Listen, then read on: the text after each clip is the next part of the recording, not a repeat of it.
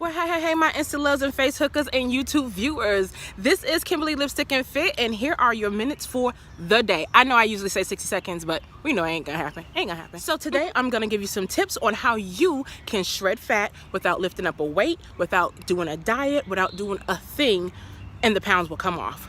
Hear me out, all right? So I was on Instagram and I seen something that said Community National Shred Day. And I was like, what is Shred Day? So I did some research.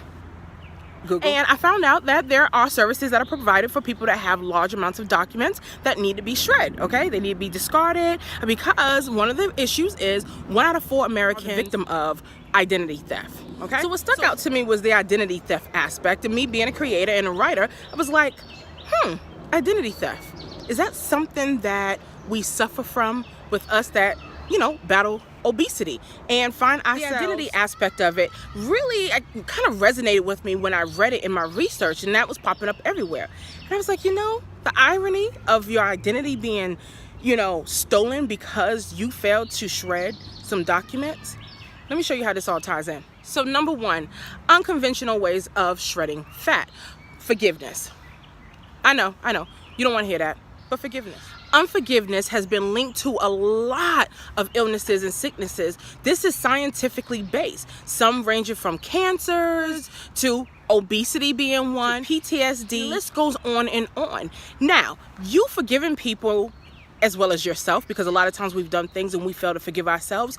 Ourselves. The issue that a lot of people fail to realize, and the reason why they want to hold on to the grudge and hold on to the anger of that, is because we feel as though we have been unjust. And if we forgive the person, that somehow we have to let them back into our lives. Forgiveness is not an act of submission. Forgiveness is not an act of being vulnerable. It's an act of spiritually releasing a situation or happenings or persons that have wronged you, so that you can get your power back, and that person is no longer robbing you of your identity to live your life to the fullest ability.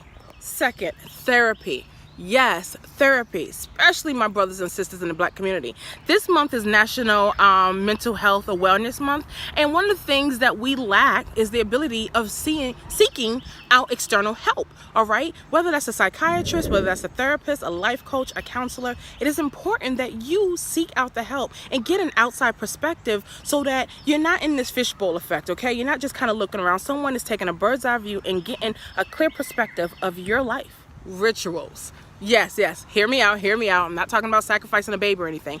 All right? What I'm talking about are rituals, things that only you can do every day that will set your mindset to condition you to become disciplined. We all know a lot of times when it comes to, dieting, I'm a life coach as well as a nutritionist, and I do a number of different things with setting up meal plans for clients and workout fitness plans.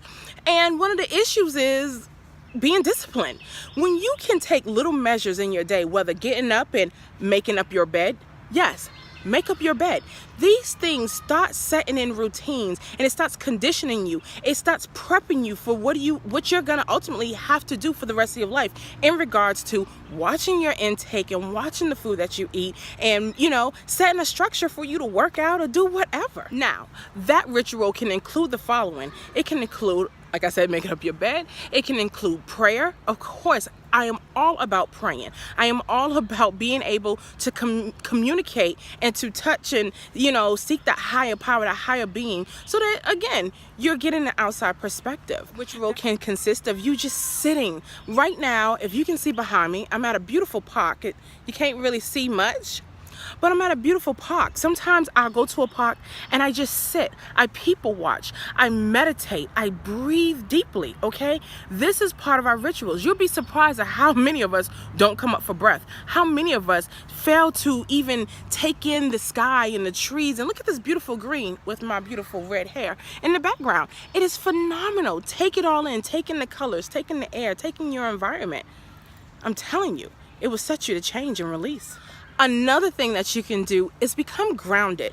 There's this act in, I don't know if it's new agey, but I'm a nature person and I love it. And it's called grounding, all right, or becoming grounded. So it's basically taking your shoes off, taking off your sneakers, going to a park, going in your backyard and walking in the grass, getting those vibrations from the earth, becoming connected with the elements. Now, let me tell you something. Does this have a psychological effect? Yes, and a very positive one, because of the positive ions that are in our atmosphere, that are in our ground, that radiates and permeates from nature, trees, water.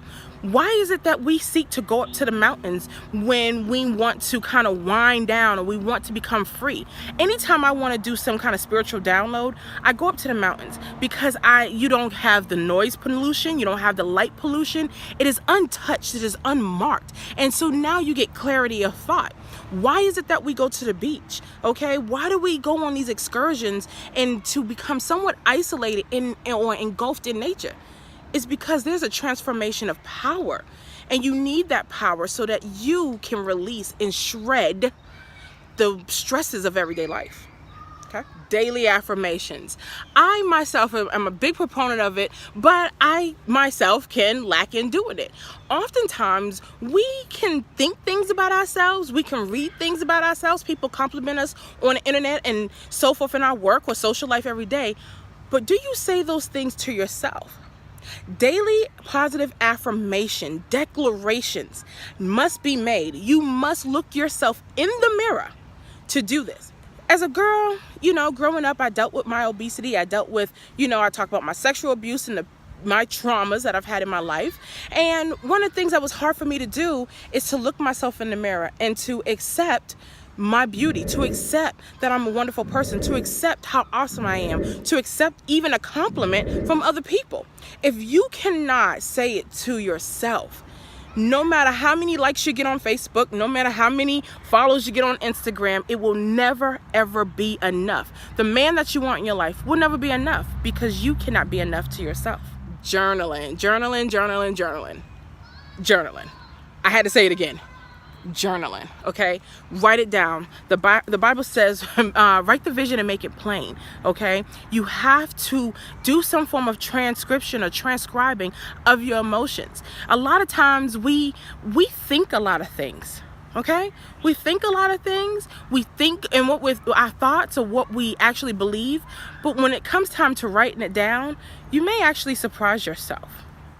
A lot of us cannot just go and just lose weight. We can't just do a boot camp and shred the weight. If you're like me and dealt with emotional distress, dealt with sexual abuse, you dealt with eating disorders, you dealt with, closet eating, binge eating, emotional eating, things of this sort that are often driven by forms of PTSD and traumas, you may need to take this type of pathway to get the weight loss that you seek.